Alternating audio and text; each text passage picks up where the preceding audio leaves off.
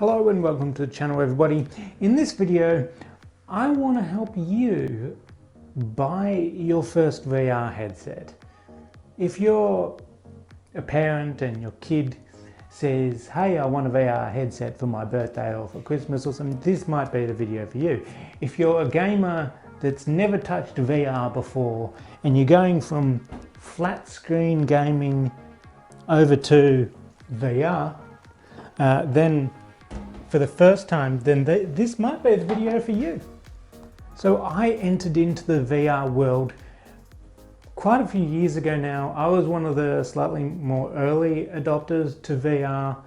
And the first headset I bought was this, the Lenovo Explorer. And I kind of bought this new but secondhand. And the reason I kind of got this new but secondhand is because the people that bought this new needed this video I'm making right now. But I'll get into that a little bit more later in the video. First off, if you're thinking of stepping into the world of VR for the very first time, there's a few things that you should know first. Before even considering what headset to buy, the first thing you should probably know is your IPD.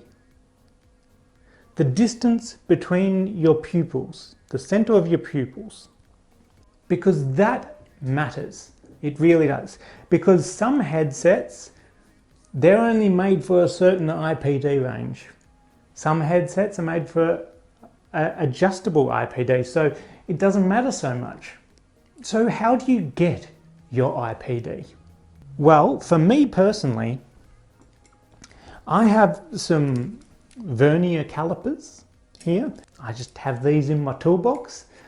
Some people have plastic ones that they have. Doesn't have to be quite like digital or accurate like these ones are. And for me, I'm going to adjust this to 64.78 millimeters because I know that's my IPD. But for you, if you get in front of a mirror or something and just go like this and measure up your center of your pupil on each of these little prongs and look over, that'll be what your IPD is. Or get one of your household family members to do the same. Oh yeah, that's about there. Your eyes are this far. What are you, an alien? Of course, you may not have vernier calipers, and that's okay. You probably have a ruler somewhere around your house. That's obviously not as accurate, but you need a vague sense of what your IPD is. If you know it's somewhere around that 64-ish mark, then you're probably fine with nearly any VR headset. Every headset is different, so that's why you need to know your IPD. If yours is vastly out of that range, if yours is 62 or 67 or 68, then I would say you really need to be sure that you're getting a VR headset with a manual IPD adjustment, not an electric IPD adjustment, like let's say my Oculus Rift S has, like the HTC Cosmos, for instance, that's got a manual IPD adjustment, the Oculus Quest manual IPD adjustment. If your IPD is too far out of that generic 64-ish IPD, don't get a VR headset without a manual IPD adjustment. The second most important thing you need to know before jumping into a VR headset is your PC specs. Now, if you or you're buying this for your son or daughter or whatever that wants a VR headset, and your son or daughter wants to play some high powerful games like Half-Life Alyx or something like that, then chances are you're going to need a VR headset that will hook up to your PC. So you need to make sure that your PC specs are up to the task of VR. Now, how do you do that? Well, every headset is different. The minimum specs on my Rift S is different to the minimum specs on the Lenovo Explorer. Both come from different manufacturers and require different minimum specs.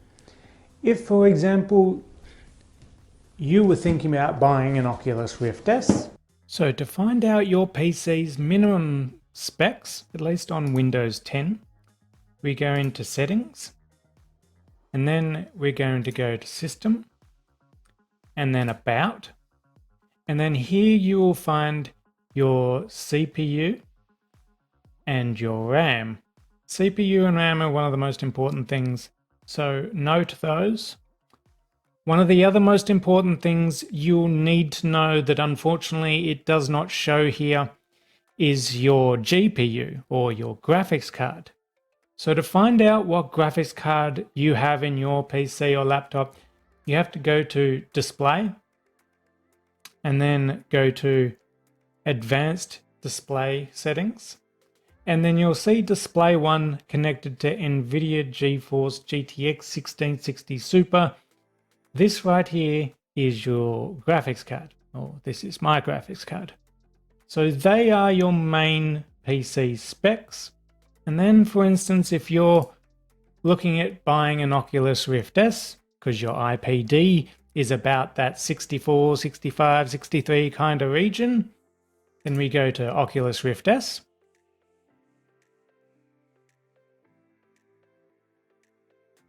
And then we come down to View PC Requirements. And it's going to have recommended and minimum. Obviously, if possible, definitely try to go off the recommended, not off the minimum. You're going to have a much better experience in games if you're at least at the recommended. Now for me, I have an NVIDIA graphics card. And as you can see here, it's saying an NVIDIA GTX 1060 is the recommended. And I have a 1660 Super, so higher number is normally better. So therefore, my PC is above the recommended graphics card. And for the CPU, again, I have AMD here. The recommended is an AMD Ryzen 5 1500X. However, I have a more powerful CPU. I have a Ryzen 7 2700. Again, higher number is normally better. And memory, I have 16 gig of memory and 8 is recommended. Display port, you have to make sure you have a display port. A lot of slightly older PCs do not have a display port. It does come with a mini display port adapter in the box to change your normal size display port to a mini display port. A lot of laptops will not have a full display port, they'll just have a mini port. If your PC only has HDMI, then no, you cannot run a Rift S. Of course, some people not knowing what some of these numbers mean, but if you're unsure, I suggest taking this number, putting it into Google and asking if your CPU specs, whatever that might be, is better than this. Generally, if you Google that, something will come up. You should have your answer. Now, this, of course, could mean absolutely nothing to you. Maybe you don't want your VR headset to be hooked up to a computer anyway.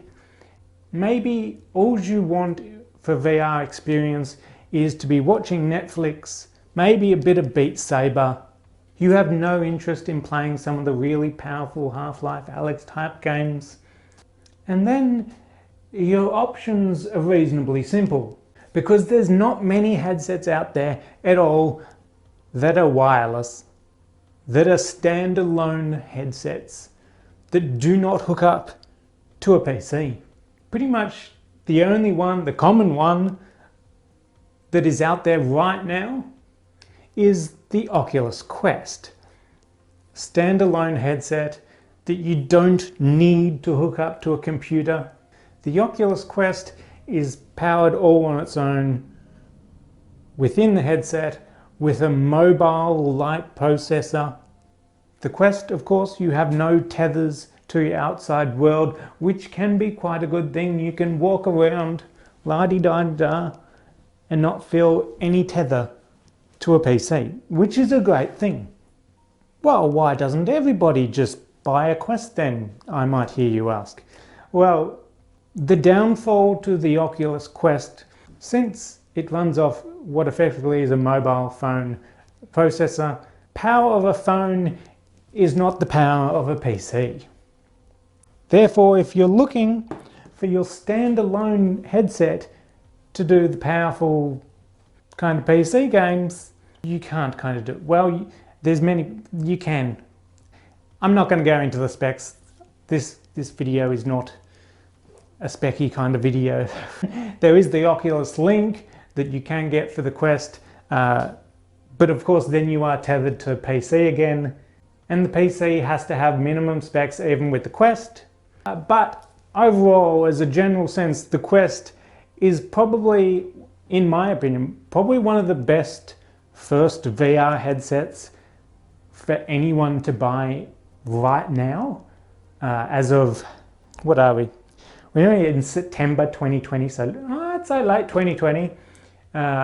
In saying that, I think there's a new Quest about to come out. Maybe. Just heard the rumors. But regardless of whether that's out right now when you're watching this, that second Quest or whatever, that might be an option for you. But if you're just getting into VR and you're wanting the most powerful, the best VR headset money can buy, and you already have the best gaming PC money can buy. Well, you don't need the best gaming PC money can buy, but you already have a powerful gaming PC and you want an equally as powerful VR headset. Wow. Then I would probably recommend to you the HTC Vive Pro or the Valve Index. Now both the HTC Vive Pro and the Valve Index do not come with the inside out tracking that, let's say, the Oculus Rift S has. So to explain that, inside out tracking has cameras on the headsets that look around the room, judge where you are from those cameras. Whereas some of the more higher priced headsets, they're completely different. They have outside in tracking. And what outside in tracking is you've got base stations that you can mount on the wall, and those base stations effectively track your headset and your controllers. Well, why would you want to go and mount base stations in your room rather than just the inside out tracking of something like a Rift? Well, the tracking is better outside in than it is inside out. It's a lot more accurate to have base stations tracking you than it is your headset to be tracking exactly where you are in the room. It could be a little bit of millimeter out here, and eventually it throws you out a little bit. You don't normally notice it in games like Half-Life Alyx or whatever, but particularly if you're sim racing like I do sometimes, and you're in a seat and you're facing forward, you're holding the steering wheel, you're in VR, and you turn from side to side, looking at corners and all that. When you go straight back center, sometimes you can find that it's a little bit out. You won't notice it initially, but after a few corners, all of a sudden in the headset, your straight on is here, but it's actually not, it's over here. So you have to have a button on the steering wheel that will center you. That's when you really start to notice tracking is out on an inside out headset. Something like a HTC Vive Pro or Valve Index, they're going to be a little bit more accurate in that scenario. But I mean, if you're playing Boneworks and you were initially facing here and by the end of it you're facing here, then it doesn't really matter. You're not going to notice. Obviously with your controllers, it's slightly better tracked, especially if you've got movements behind you with the controller. You know, your camera's on the front of the headset, can't really see behind you here, so they still do a reasonable job of tracking for a short amount of time outside of camera view, but again, not as good as something with external base stations.